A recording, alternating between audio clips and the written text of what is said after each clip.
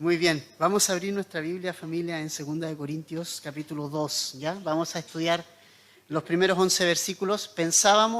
Yo pensaba originalmente estudiar el capítulo completo, porque es cortito, pero la verdad es que no da para tanto. O sea, hay muchas cosas y me gusta que vayamos lentos, disfrutando, comiendo y, como decíamos, rumiando la palabra de Dios, ¿cierto? Es como ese ejercicio de meditar. Meditar la palabra de Dios es eso, ¿no? Es cuando las vaquitas comen el pasto, comen el alimento, después ellas al rato después lo vuelven a sacar de ahí y ese es el acto de rumiar. O sea, ellas vuelven a traer el alimento a la boca, lo que ya comieron, y lo vuelven a extraer. Y eso es rico, por eso es meditar en la palabra del Señor. Es como leer, pero traerlo a la memoria, traerlo al corazón, traerlo a la mente y estar constantemente pensando en ella. Y es rico hacer ese ejercicio. Así que vamos a ir no tan rápido, ¿ya? Vamos a leer los primeros versículos y vamos a estudiar. Ya dice, pero en mí mismo, recuerden que leo en la versión Nueva Biblia de las Américas, pero en mí mismo decidí esto, no ir otra vez a ustedes con tristeza, porque si yo les causo tristeza, ¿quién será el que me alegre, sino a aquel a quien yo entristecí? Y esto mismo les escribí, para que cuando yo llegue no tenga tristeza de parte de los que debieran alegrarme, confiando en todos ustedes, de que mi gozo sea el mismo de todos ustedes. Pues por la mucha aflicción y angustia del corazón les escribí con muchas lágrimas, no para entristecerlos, sino para que conozcan el amor que tengo especialmente por ustedes. Pablo ha estado escribiendo esta segunda carta a razón de algunas reacciones que provocó la primera, ¿ya? Recordemos que la primera carta fue una carta de amonestación, fue una carta de corrección que fue bastante fuerte, bastante dura de alguna manera, pero nosotros vemos que no fue muy bien recibida por algunas personas, por algunos falsos maestros, por algunos hermanos. Sí fue bien recibida por la mayoría, pero no muy bien recibida por algunos. Entonces lo que hace Pablo en la segunda carta es un poco defender su ministerio, defender que él es un hombre que ha seguido al Señor, es un hombre que es apóstol, no por la voluntad propia, sino que por la voluntad de Dios, ¿ya? Es por la voluntad de Dios que él ha sido apóstol. Él no se puso en el ministerio, él no se metió en el ministerio ni se puso aquí diciendo, ya, yo voy a ser el apóstol de ustedes, sino que el Señor Jesucristo lo puso allí como apóstol de Jesucristo. Entonces, en esta primera carta, lo que el apóstol hizo fue amonestarlos, corregirlos, porque había muchas situaciones que había que corregir, ¿no? Y entonces algunos no reaccionaron bien de acuerdo a esa primera carta y se aprovecharon de que Pablo había mencionado que tenía que ir que quería viajar, que quería ir a visitarles. Finalmente Pablo no fue cuando originalmente pretendía ir y aprovecharon los falsos y toda la gente que estaba en contra de él de esa situación para acusarlo de ser mentiroso, de no ir a verlos y todo lo demás. Entonces lo primero que Pablo dice en este capítulo, en el 2, es que finalmente darnos las razones por las cuales no ha ido Pablo a visitarles. Y eso simplemente es que no desea ir otra vez con la tristeza, ¿ya? Él no desea ir con tristeza, él no desea ir con disciplina. Y una de las cosas más importantes de entender, familia, y yo creo que es básico que nosotros lo recordemos, es qué mueve a Pablo a escribir la primera carta, qué lo mueve, ¿ya? Y nosotros tenemos que entender también muy bien algo en qué se basa todo lo que hacemos en la iglesia y cuál es el origen de todo lo que se hace y cuál es el origen de lo que somos. Y nunca nos olvidemos que el origen de todo es Dios nos ama. ¿Ya? Nunca nos olvidemos de eso. La base, familia, de una relación con Dios, la base de lo que hoy somos en Dios, en el Señor, la base de la iglesia se basa en una sola cosa: Dios me ama. ¿Ok? Eso es lo primero, esa es la base, el fundamento. Y mientras yo no tenga claridad de esa verdad para mi vida de manera personal, no hacia otros, sino en mi vida, la verdad es que todo lo que viene hacia arriba va a ser mal edificado, mal entendido y mal utilizado y mal usado. ¿Por qué digo esto? porque la amonestación, porque lo que Pablo les escribió en la primera carta era una clara evidencia del amor de Pablo hacia esta iglesia, ¿no? Y creo que nosotros como los que somos padres entendemos bien esto. Antes de disciplinar a nuestros hijos, ellos tienen que saber que les amamos. Porque cuando nosotros los disciplinamos sin amor, entonces vamos a provocar el rechazo. Porque no hay amor en la base, no hay amor en la base de nuestra relación con ellos. O sea, nosotros como padres tenemos que basar nuestra relación con nuestros hijos en el amor, ahí. Ellos tienen que entender y saber a través de lo que hacemos que los amamos. Y entonces cuando nosotros los amamos, entonces la disciplina, el hijo la absorbe porque sabe que es producto del amor. ¿Se entiende? Entonces, familia, es súper importante esto. Recordemos que Romanos 5:8 nos dice que Dios nos amó, ¿verdad? ¿Cuándo? Cuando aún nosotros éramos ¿qué? Éramos pecadores. Eso. ¿Ha escuchado esa frase? Dios ama al pecador, pero aborrece el pecado. Esa frase es verdadera. Algunos dicen que no. Hay personas que dicen que Dios odia al pecador. Yo no veo esa teología en la Biblia. No la veo. Yo veo el amor de Dios buscando a un hombre pecador desde Génesis hasta Apocalipsis. Veo en Génesis a Dios buscando a Adán y Eva. Hey, Adán, ven, solucionemos las cosas. Veo a un Dios en el Apocalipsis diciendo: el que quiera venir y tomar de la fuente, venga, beba, venga. La invitación de amor de Dios. Entonces yo lo que veo en la Biblia es un Dios que ama al mundo. Entonces, el inicio del camino y lo que necesitamos para ser y tener una relación con el Señor es entender eso. Dios me ama. Y es súper simple, lo escuchamos en todas partes, está en llaveros, está en, tal vez incluso lo tenemos hasta en la casa, ahí en un adhesivo, en un cuadro. Pero piensa en eso familia, pensemos eso, Dios nos ama. Y porque Dios nos ama, Dios nos amonesta. Y Dios permite que pasen situaciones y cosas en nuestra vida. Por favor, y eso es un principio que me doy por más satisfecho si vamos a casa con ese principio. Todo lo que Dios hace y permite en nuestra vida es porque nos ama. No es porque nos odia, es porque nos ama.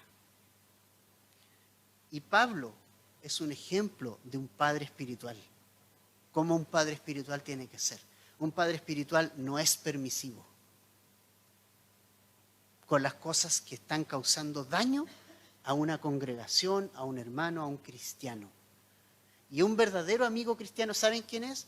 No es el que te aplaude las maldades, no es el que te dice, vamos, hagamos esto, y el partner en tus tonteras. El amigo de verdad es el que dice, hey compadre, no. Y hay amigo, amiga, no. Por aquí no.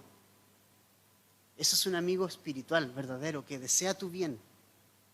Y el apóstol Pablo es un padre espiritual que desea para esta iglesia, ¿qué cosa? ¿Qué quiere? ¿Por qué? ¿Cómo se llamaba la serie de 1 Corintios que finalizamos? De carnales a espirituales. ¿Qué quería Pablo de la iglesia? Que creciera. Era su anhelo.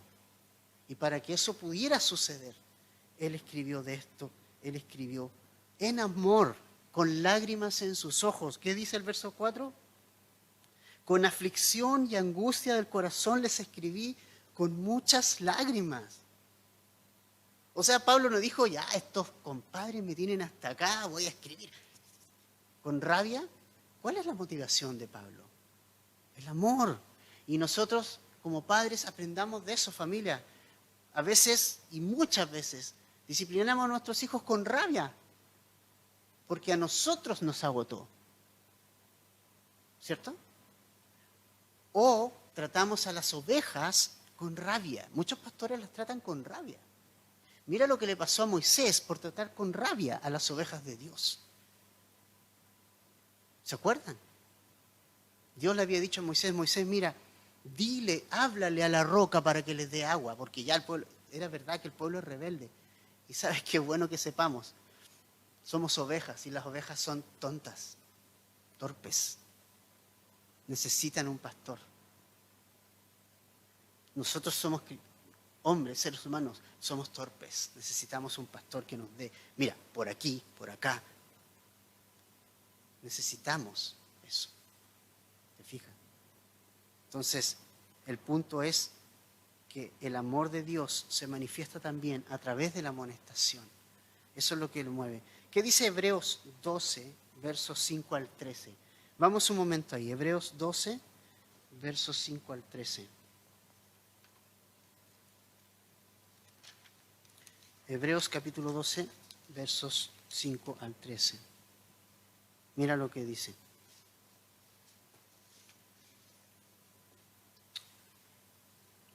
Hebreos 12, 5 al 13. Nos dice, además han olvidado la exhortación que como a hijos se les dirige, como a hijos, ¿verdad? Somos hijos de Dios hoy.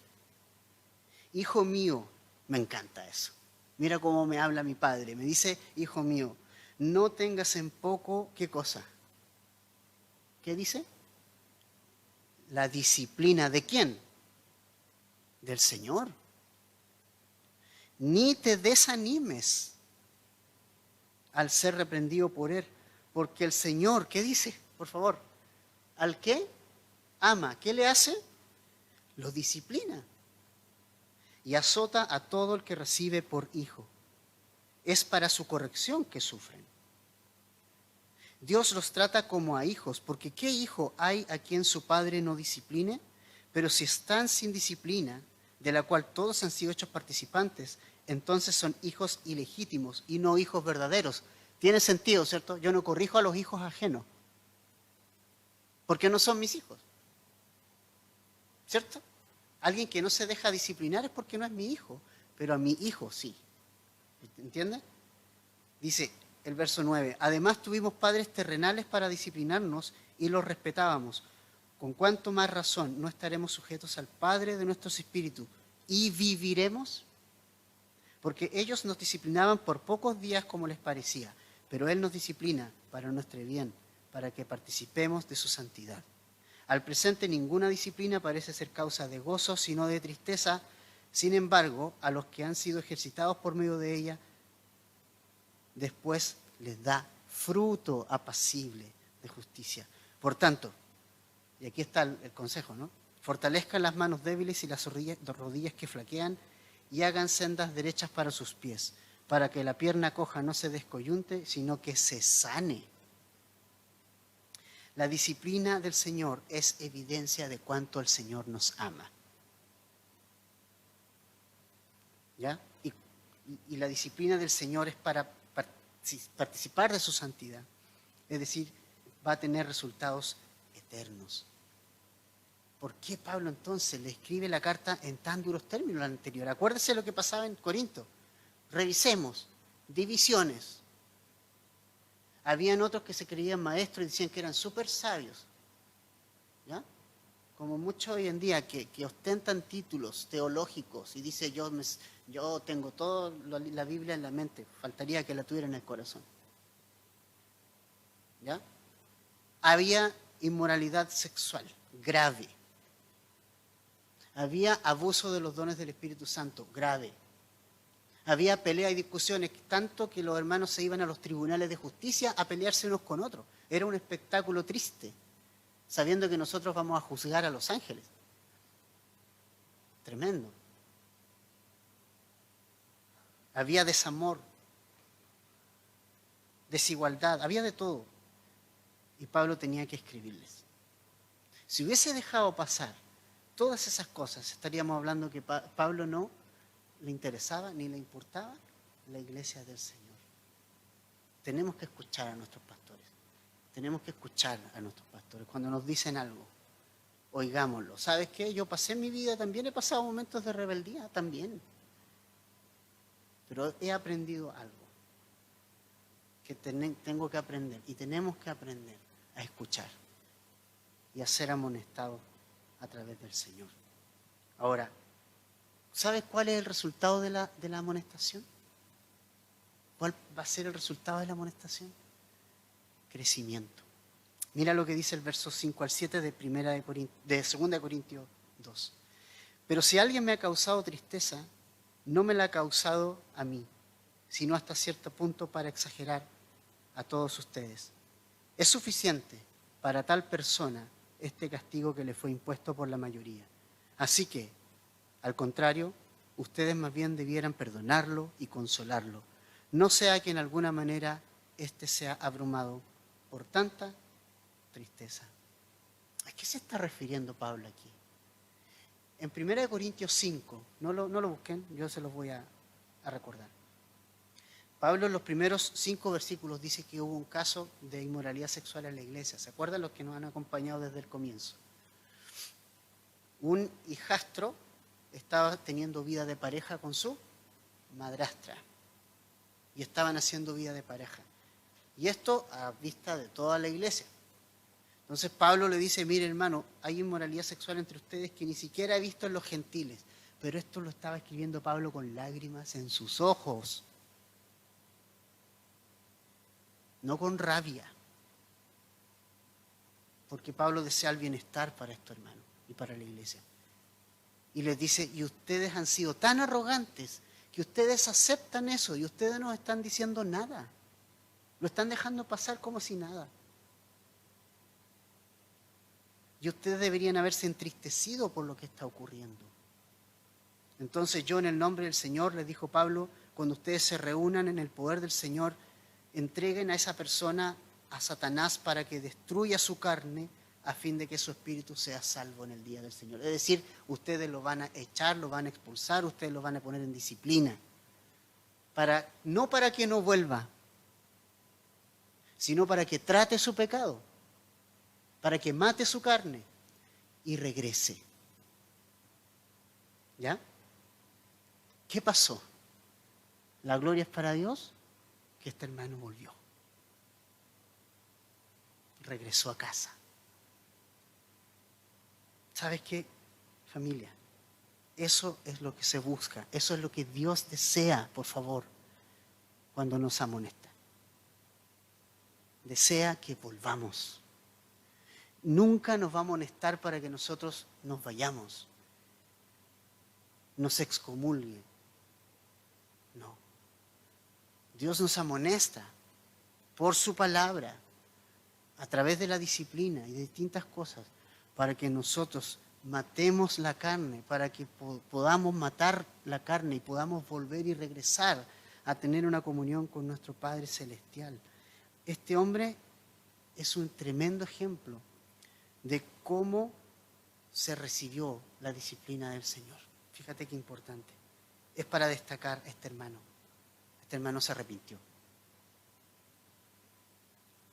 Ahora, es interesante porque ¿cuántos cristianos andan de iglesia en iglesia? Porque en una le dijeron algo, se fueron a la otra. Después la otra vuelven a amonestarlo, se van a la otra, buscando un lugar donde nadie les diga nada. ¿Ya? Pero mira el ejemplo de esta persona. ¿Okay? Nosotros somos una iglesia en que confiamos en la obra del Espíritu Santo. Él trae la convicción, ¿ya? Nosotros no la traemos. Pero sí tenemos una gran responsabilidad nosotros como cristianos. Tenemos y somos responsables del hermano del lado, de su salud espiritual. Porque somos un cuerpo, ¿se acuerdan que lo vimos? Y cuando nosotros vemos que mi hermano del lado está yendo por un precipicio, ¿qué es lo que hacemos? ¿Lo dejamos para que se deslice y se caiga y se vaya? Le ponemos las barreras que corresponden y la amonestación que corresponda. Ahora, si él no hace caso de la amonestación, bueno, él va a tener su propio golpe, ¿no? Y el Señor va a tratar con su vida. Ya no es nuestra responsabilidad. Pero qué maravilloso es ver que la amonestación, fíjense ustedes familia, la amonestación salvó la vida espiritual de una persona. Cuando tú tienes gangrena y te va subiendo, los médicos toman una acción desesperada. para cortar la infección, si es que los antibióticos no hacen efecto, si es en el brazo, cortan, amputan, para que la infección no siga avanzando y finalmente te mueras. Hay algunas cosas que tú practicas en tu vida que te van a traer una muerte espiritual, hermano. Y Dios va a tener que cortar, va a tener que entrar a cortar. Porque si no corta, tú te mueres espiritualmente. ¿Sabe qué es eso? No es otra cosa sino que amor. Porque Dios no desea nuestra muerte espiritual. Hay cosas que te van a llevar a una muerte espiritual. Y Dios va a amonestarte para que tu salud espiritual y tu vida espiritual sea salvada. Así que, familia, la amonestación salva nuestra vida espiritual. Ese es el objetivo. La primera carta de Pablo salvó la vida de un hombre que iba derecho a la apostasía espiritual. Yo no sé qué piensas tú, pero nosotros como Calvary enseñamos que permanecer en Cristo es lo que nos va a mantener. Nosotros sí creemos que las advertencias de la Biblia son serias para alguien que se desliza. Nosotros creemos que hay cristianos que van a apostatar y creemos que podemos deslizarnos y podemos perder y podemos finalmente terminar lejos del Señor y podemos terminar condenados. ¿Cuántas advertencias Jesús mismo dio? Le dice, ninguno que tome el arado y vuelva atrás es apto. Interesante, ¿no? ¿Cuántas advertencias hay del Señor? A que siempre caminemos adelante y a no mirar atrás. ¿Cuántas advertencias hay? Entonces, nosotros somos salvos y siempre salvos y seguros de ser salvos si permanecemos en Cristo. Porque es nuestra permanencia en Cristo lo que nos mantiene salvos. Pero si yo me salgo del lado de Cristo y empiezo a caminar mi vida independiente de Jesús, ¿qué seguridad puedo tener? Si es Jesús el que me da la seguridad. ¿Te fijas? Entonces es bueno saber esto, familia. Si no hubiese cristianos que vuelven atrás, no habrían estas advertencias en la Biblia. Está llena de advertencias, llena de condiciones. Si haces esto, si haces esto otro, te pasa esto. Lleno. Entonces, ¿está la posibilidad de volver atrás? Por supuesto. ¿Para un cristiano? Por supuesto. Pablo mismo tuvo la experiencia de Himeneo, Filet y otros tantos que finalmente lo abandonaron el ministerio, abandonaron al Señor. Pablo no dice ellos nunca fueron cristianos, no, él dice ellos fueron mis hermanos. Pero ellos decidieron el mundo, lo amaron más. Y ahí está. Jesús nos dice que nosotros debemos de permanecer en su amor. Si no permanecemos en su amor, no hay ninguna seguridad. La amonestación, familia, salva vidas espirituales. La razón del Señor para amonestar por algo es salvarnos de un desastre espiritual. De un desastre. Dios desea salvar la vida espiritual de sus hijos porque nos ama. ¿O tú no deseas salvar a tu hijo? Si tu hijo va y se te suelta de la mano y va a atravesar la calle, ¿te quedas mirándolo? ¿O tomas una acción? Y esa acción puede ser fuerte, una agarrada de brazo fuerte. Nadie dice a su hijo, no cruce cuando ya está cruzando. Lo agarras, o te tiras, lo empujas al pobre aunque salte lejos, pero el auto no puede agarrarlo porque es un mal mayor.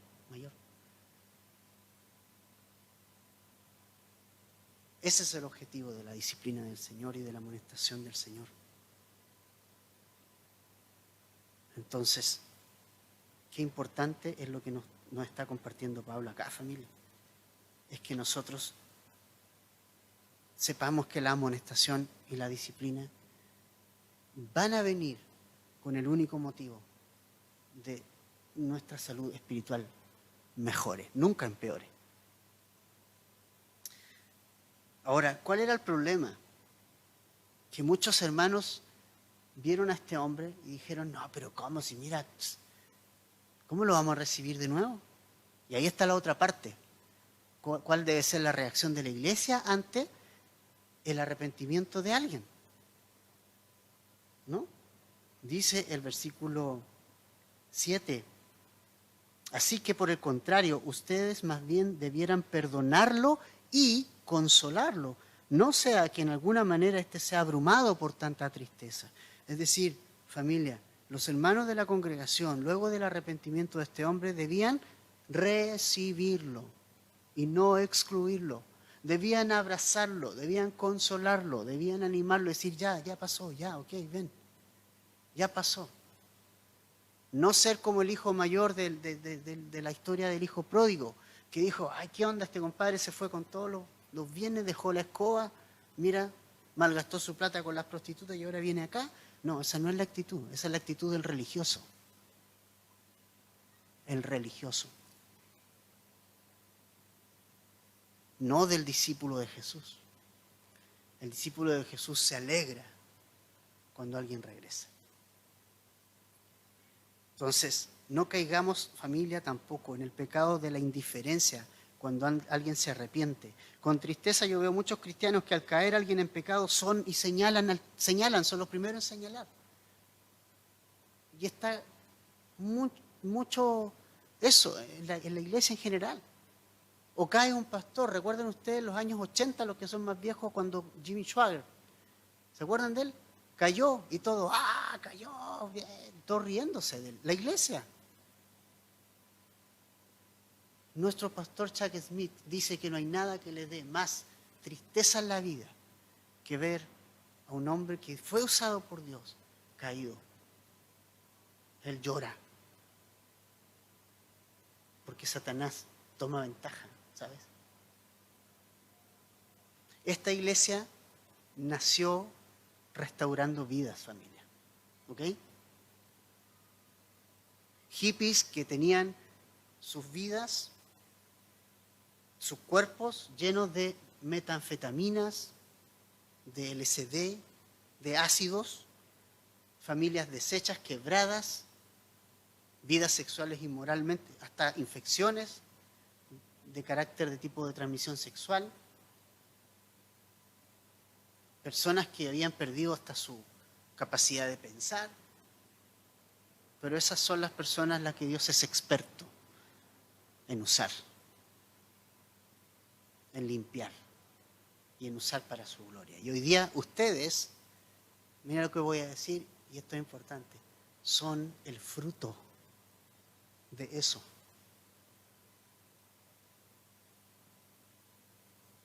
De eso que pasó en los años fines de los 60, principios de los 70. Por eso este es un movimiento, no es una denominación con nombre así, somos bautistas o somos esto, es un movimiento. El Espíritu Santo mueve esto. Entonces, familia, somos una iglesia que restaura, porque Dios desea restaurar vidas quebradas o abusos en otras congregaciones. Mucha gente ha sufrido en muchas congregaciones abusos de todo tipo por parte del liderazgo. Han sido maltratados, ovejas maltratadas, le han quitado hasta el último peso de sus bolsillos, manipulándolas para que den. Pero este espacio es un espacio de restauración. Y sepa algo, y tienes que saber algo, tú puedes caer. Y yo puedo caer. No soy un superhombre. Ni tú ni yo. Si David cayó, que tenía un corazón conforme al corazón de Dios, ¿Tú crees que nosotros no podemos caer?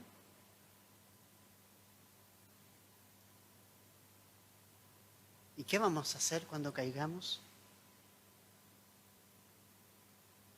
Entonces, familia, si alguien cae, es una posibilidad. Se amonestará en amor, pero nunca cerremos la puerta a la restauración, entendiendo que es una posibilidad que nosotros mismos caigamos en eso. Recuerde que cuando apuntamos con un dedo, ¿cuánto hay apuntando hacia mí? 3. Gálatas 6:1 dice: hermanos, si alguien es sorprendido en alguna falta, ustedes que son espirituales, restáurenlo en un espíritu de mansedumbre, mirándote a ti mismo, no sea que tú también seas tentado.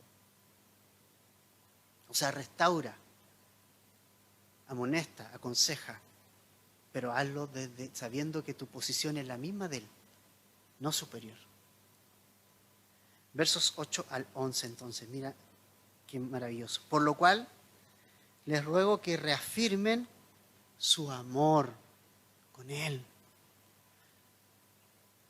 Qué bacán es esto. O sea, Pablo dice, hey, ámenlo. Intégrenlo. Ya sufrió mucho, ya lloró todo lo que tenía que llorar. Intégrenlo. Pues también dice, con este fin les escribí, para ponerlos a prueba y ver si son obedientes en todo. Pero a quien perdonen algo, yo también lo perdono. Porque en verdad lo que yo he perdonado, porque en verdad lo que yo he perdonado, si algo he perdonado, lo hice por ustedes en presencia de Cristo, para que Satanás no tome ventaja sobre nosotros, pues no ignoramos sus planes. Finalmente, mira, ante este caso y los casos similares que puedan darse, si hay arrepentimiento, hay que dar lugar al arrepentimiento y hay que dar lugar a la restauración. Y la iglesia debe reaccionar en amor cuando la persona viene nuevamente y se ha arrepentido, no que venga así como sin arrepentimiento. O sea, tiene que haberse arrepentido. La iglesia debe recibirlo y perdonarlo también. Recordando que la disciplina no es para alejar al hombre de Dios, sino para purificarlo, para traerlo de vuelta. Y de vuelta limpio. Y recuerden algo, familia. Aquí dice clarito, tenemos un enemigo que quiere tomar ventaja. ¿Quién es? Satanás. Satanás toma ventaja cuando nosotros, primero, no amonestamos el pecado, porque él se pasea. Segundo, cuando lo amonestamos y no damos lugar a la restauración. Pero no le dejamos la entrada cuando están las dos cosas. Cuando nos arrepentimos, cuando el hermano se arrepiente, y cuando es amonestado y se arrepiente, y Satanás es limitado cuando nosotros lo dejamos entrar nuevamente y lo amamos. Ahí Satanás queda jaque mate. No puede hacer nada. No puede hacer nada. Entonces, hay dos prácticas que tenemos que hacer, familia, una costumbre en esta congregación y en la iglesia de Jesucristo. 2. 1. Que cuando pequemos nos arrepintamos. ¿Ok? Cuando seamos amonestados, recibamos la amonestación y nos arrepintamos. Que pidamos perdón al Señor, a la congregación y a los hermanos específicos si ese pecado ha involucrado a más personas. Y 2, que ante el arrepentimiento la iglesia perdone. Y seguimos. O sea, como discípulos de Jesús tenemos que estar en los dos lados.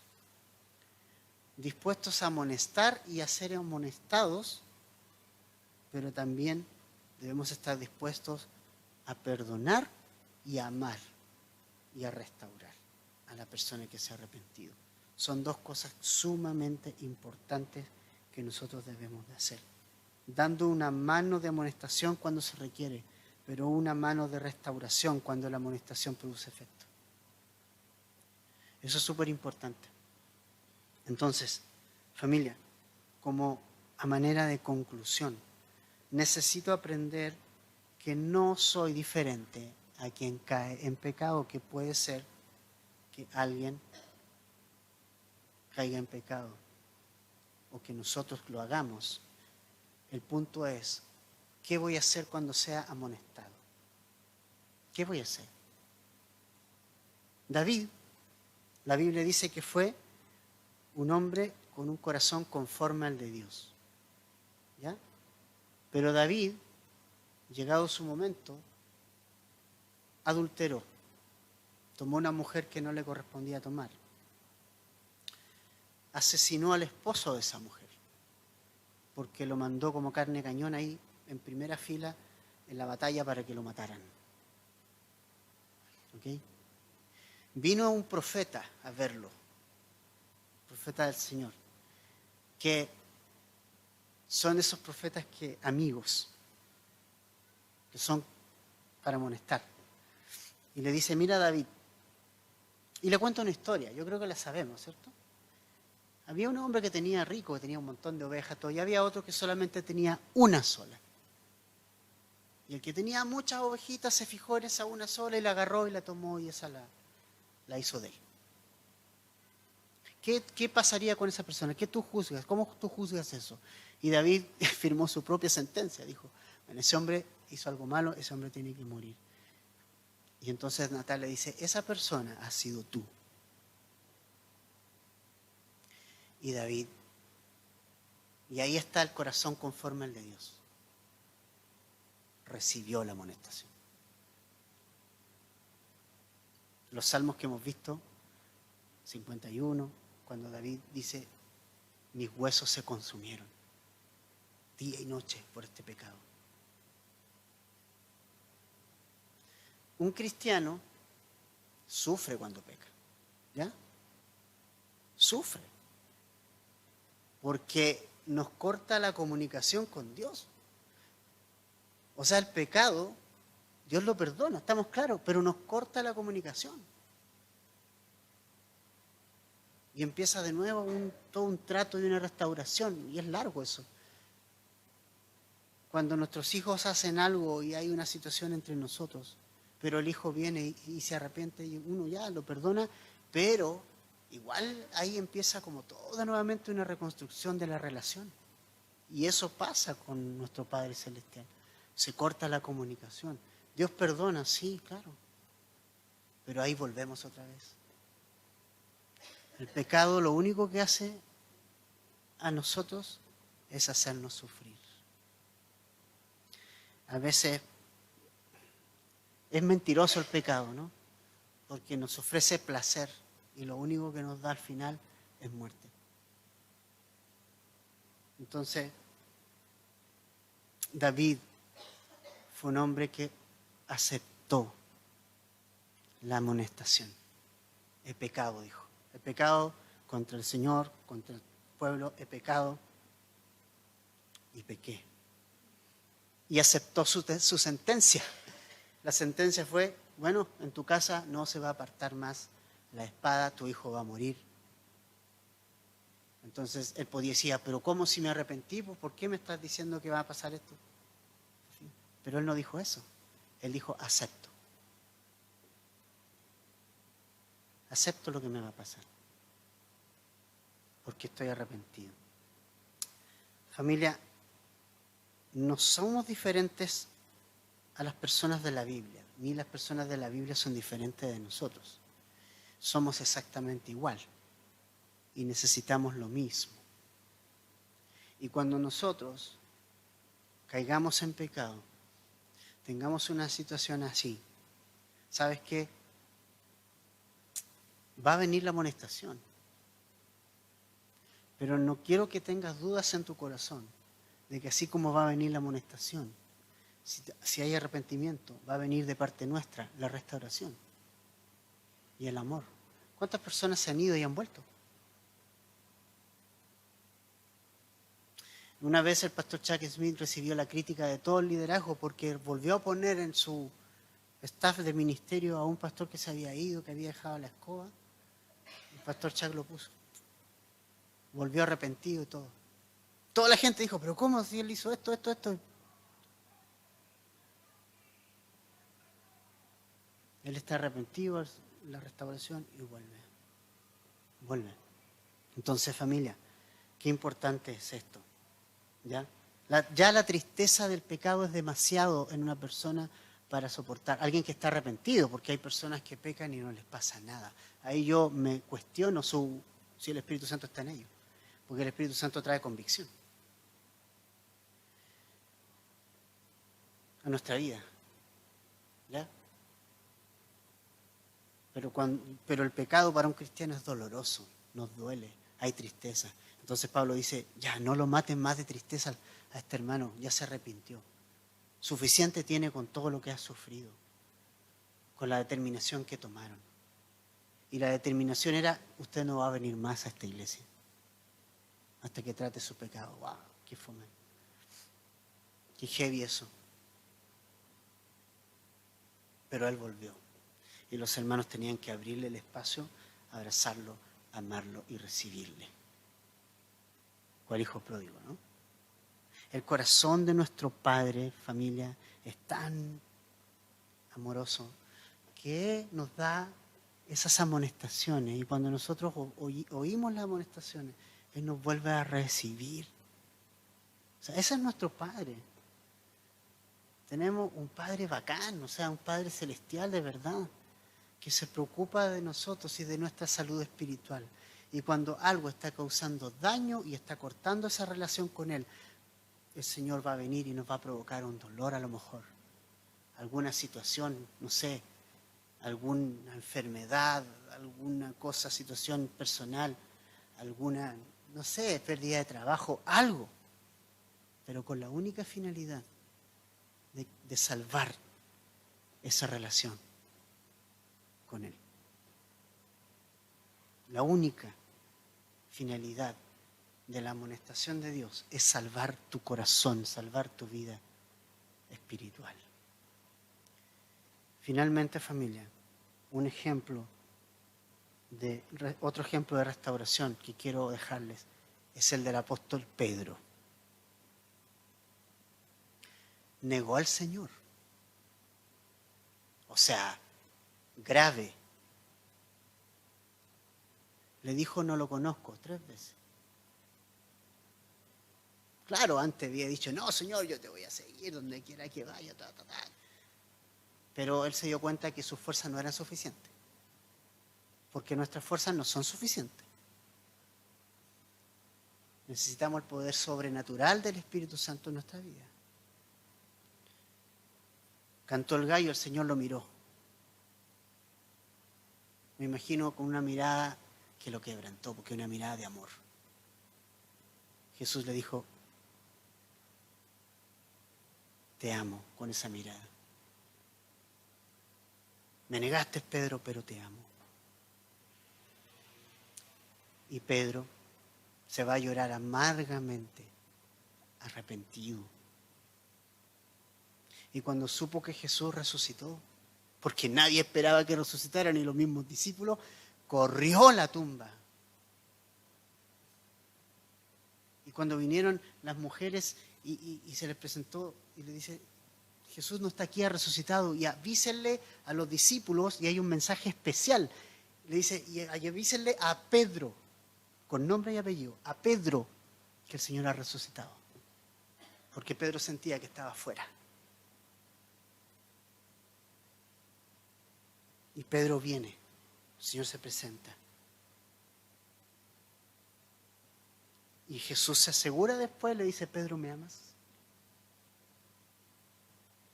¿Y cuántas veces le preguntó? 3 veces. ¿Cuánto lo negó? 3 veces. Una por cada negada. Y usó 2 palabras el Señor para referirse a amor, y la última que usó fue la palabra agape. Pedro, ¿me amas así como yo te amo a ti? Pedro dijo, Señor, tú lo sabes todo. Ya no estaba confiando en su carne. ¿Entiendes?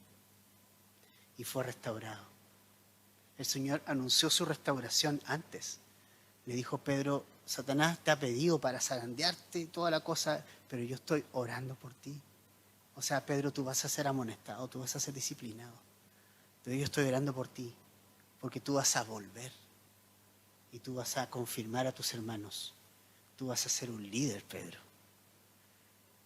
Pero la amonestación fue necesaria. Familia, no menospreciemos esos tiempos, porque van a ayudarnos a que en tu salud y en mi salud espiritual sea mejor, que no muramos espiritualmente.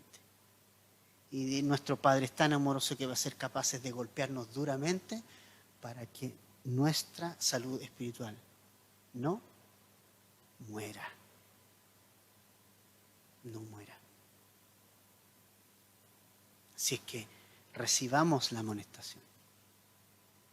No la menospreciemos y no la veamos como que Dios es nuestro enemigo. A veces decimos, ¿por qué me pasa todo esto? Todo? El Señor está tratando con nosotros. Y es parte de su amor, nunca olvides eso. Dios te ama. Dios nos ama. Y por eso lo hace. Oramos. Pongámonos de pie y oramos ya.